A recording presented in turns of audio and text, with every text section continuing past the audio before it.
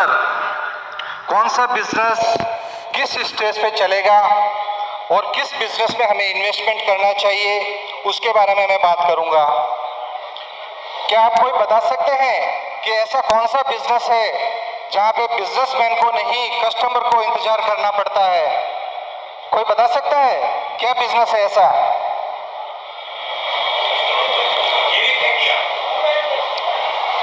हाँ, जैविक खेती भी बहुत अच्छा बिजनेस है। इसके अलावा सबसे आज हर एक की ज़रूरत है और डिमांड है, वो है hospital, education and hotel industry, जहाँ पे आपको पता होगा कि कस्टमर बिजनेसमैन का इंतज़ार करता है। हॉस्पिटल जाते हैं तो अपन डॉक्टर का इंतज़ार करते हैं, स्कूल में एडमिशन के लिए जाते हैं तो प्रिंसिपल का इंतज़ार करते हैं, कहीं टूरिस्ट में जाते हैं तो होटल के रूम की बुकिंग अपन पहले करते हैं। तो हमें ऐसे बिजनेस करने चाहिए कि जहाँ पे हमारा इन्वेस्टमेंट का रिटर्न उससे अच्छा हो।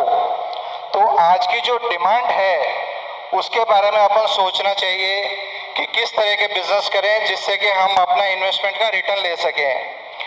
इसके अलावा आने वाले 25 सालों में आपको पता होगा कि इंफ्रास्ट्रक्चर डिवीज़न जो है वो बहुत ही बूम में चलने वाला है। इंफ्रास्ट्रक्चर में जैसे कैसे बिजनेस आते हैं, हार्डवेयर हो गई, इलेक्ट्रिकल हो गया, रियल एस्टेट बिजनेस हो गया, पाइप इंडस्ट्री हो गई, स्टील इंडस्ट्री हो गई।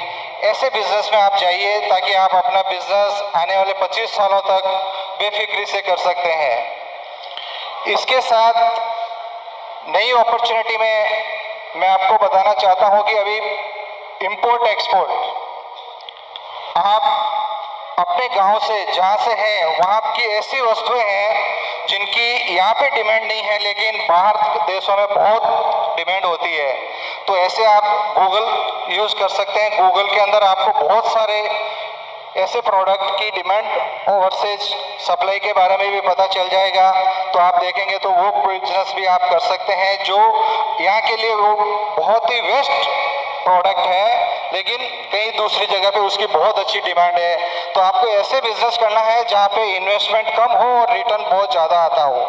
इसके लिए आप लोग काफ़ी प्रोजेक्ट मिलते हैं, ऑनलाइन पे भी मिल जाते हैं या फिर आप किसी से ले भी सकते हैं या भी मेरे से भी आप पूछेंगे तो मैं आपको बता सकता हूँ उसके बारे में। इसके अलावा एजुकेशन में आपने देखा होगा कि एजुकेशन टॉयज एजुकेशन खिलौने, एक मिडिल परिवार के अंदर एक बच्चा पैदा होता है तो जब उसकी उम्र 5 साल होती है, जब तक हर परिवार में कम से कम 20 से 25 हज़ार रुपये के खिलौने आ जाते हैं। तो हमें ऐसा बिजनेस करना चाहिए कि बच्चों को एजुकेशन भी मिले, अपना बिजनेस भी हो और उसको आगे बढ़े समाज। आपने कोको मिलन करके नेशनल ज्योग्राफी में भी देखा होगा। कोको मिलन और नेशनल ज्योग्राफी ऐसे चैनल हैं जिस पे आपको ऐसे टॉयज बताए जाते हैं, बच्चे खेलने के साथ साथ सीखते भी हैं। ये बिजनेस आने वाले फ्यूचर के बिजनेस है। जो मैं बता रहा हूँ आपको वो आने वाले फ्यूचर के बिजनेस है जिसमें लागत बहुत कम होती है लेकिन मार्जिन बहुत बड़ा होता है।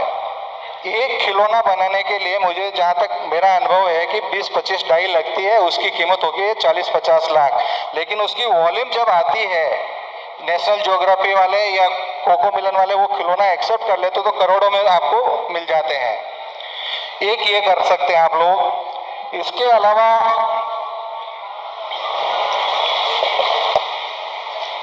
सेकंड मैं ये आपसे पूछना चाहता हूँ कि आपके बिजनेस के अंदर आपको एक रूल्स बनाना होता है। 3A accept, एपिसेट and action. आपका जो बिजनेस कर रहे हैं उसके अंदर यदि आपको कोई कंप्लेंट आती है तो पहले एक्सेप्ट करिए, फिर उसको रिसॉल्व करिए। उसके बाद में आपके कंपनी में काफ़ी एम्प्लॉयज़ काम करते हैं, उन एम्प्लॉय की तरफ से आइडिया लीजिए। आप सेठ हैं या आप डायरेक्टर हैं वो उससे कोई फर्क नहीं पड़ता। आपके वहाँ पे जो कचरा निकालने वाला बंदा होगा वो आपको आपसे अच्छा आइडिया दे सकता है। तो आप उनसे आइडिया लीजिए और एप्रिशिएट कीजिए उनको। उसके बाद आता है एक्शन। मतलब जो एक्शन आपको टाइमली लेनी पड़ती है। मतलब आज मार्केट में आपने देखा होगा कोरोना काल में काफ़ी मेडिसिन थी जिसकी डिमांड बहुत ज़्यादा थी और सप्लाई बहुत कम थी। तो जिन्होंने वो प्रोडक्ट बनाने उस टाइम चालू किए राइट टाइम पे, उसे बोलते हैं एक्शन। मतलब आपको एक्शन करनी है कि जल्दी से जल्दी जो प्रोडक्ट डिमांड में है उसके बारे में सोचे, तो उससे आपका बिजनेस में अच्छी मार्जिन मिल सकती है। इसके अलावा आप यदि कोई इंडस्ट्री लगाना चाहते हैं तो इंडस्ट्री के लिए आप सबसे पहले जरूरी है कि आपका रॉ मटेरियल। तो रॉ मटेरियल के लिए आपको यही सोचना है कि जो आपके आसपास या नजदीक में जो रॉ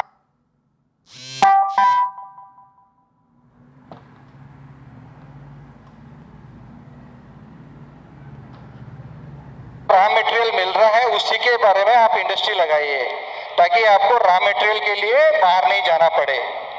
सेकंड, बिजनेस में आपको सबसे महत्वपूर्ण होती है मार्केटिंग। जब तक आपके हाथ में मार्केटिंग नहीं होगी तब तक आप प्रोडक्ट बनाने के लिए तो काफ़ी लोग बैठे हैं, लेकिन मार्केटिंग करना बहुत मुश्किल होता है। मार्केटिंग करने के लिए सबसे पहले आपको एक्सपीरियंस होना चाहिए, और जो बिजनेस में आप जा रहे हैं वो बिजनेस की मार्केटिंग कैसी है, मार्केट में डिमांड एंड सप्लाई क्या है, उसके बारे में स्टडी कर लेनी चाहिए, ताकि आपका लगा हुआ पैसा डूबे नहीं। उसके अलावा आपको जो भी बिजनेस कर रहे हैं, मतलब बिल टू बिल कीजिए, बिल के अंदर कीजिए। चाहे आपको जीएसटी लगता है तो आप जीएसटी भरिए। जीएसटी कहाँ भरते हैं अपन? अपने नफे के ऊपर जीएसटी भरते हैं। मतलब जब आपका इनपुट होता है आउटपुट के डिफरेंस के ऊपर ही आपको जीएसटी भरना पड़ता है। मुझे कहते हुए गर्व होता है कि मेरी कंपनी 1 साल का 75 करोड़ रुपया जीएसटी भरती है। मतलब आप यदि धंधा करेंगे, बिजनेस करेंगे, सिस्टम से करेंगे, टेक्नोलॉजी के साथ करेंगे, तो आप कभी फेल नहीं हो पाएंगे। फेल होने का चांस ही नहीं है। जब आप बिजनेस कर रहे हैं, अकेला मैं कुछ नहीं कर सकता हूँ। मेरे यहाँ पे आज 800 आदमी काम करते हैं। जो वाहिनी पाइप्स आप देख रहे हैं, 800 आदमी काम करते हैं वहाँ पे थ्रू आउट इंडिया में, साउथ इंडिया के अंदर। और हमारी कंपनी का टर्नओवर करीबन 500 करोड़ रुपया है सालाना। इसके अलावा हम लोग एक इंस्टीट्यूशन भी चलाते हैं, एजुकेशन इंस्टीट्यूशन है मेरी, वरीन इंटरनेशनल रेसिडेंशियल नाम से, जहाँ पे भी हमारे पास 2200 बच्चे कार्यरत हैं, और उसमें काफ़ी बच्चे सीरियों के बच्चे हैं। मुझे गर्व होता है आज इस मंच पे बोलने का, क्योंकि मैं काफ़ी इंटरनेशनल प्रोग्राम और नेशनल प्रोग्राम अटेंड कर चुका हूँ, लेकिन आज जो मैं प्रोग्राम अटेंड कर रहा हूँ वो मेरे समाज का है, मेरे अपनों का है। मेरा अनुभव मैं आपको बताते हुए मुझे बहुत हर्ष हो रहा है। Thank you. जय माता दी। बहुत बहुत धन्यवाद आदरणीय श्री हेमराज जी सिंचा साहब। इनके स्कूल में भी विद्यार्थी सभी बंधुओं की बहुत कम फीस पर या कंसेशन के साथ स्टडी कर रहे हैं। आपका बहुत बहुत धन्यवाद। न चिड़िया को कमाई है न कारोबार कोई, न चिड़िया को कमाई है न कारोबार कोई, फिर भी आबूदाना ढूंढ लेती है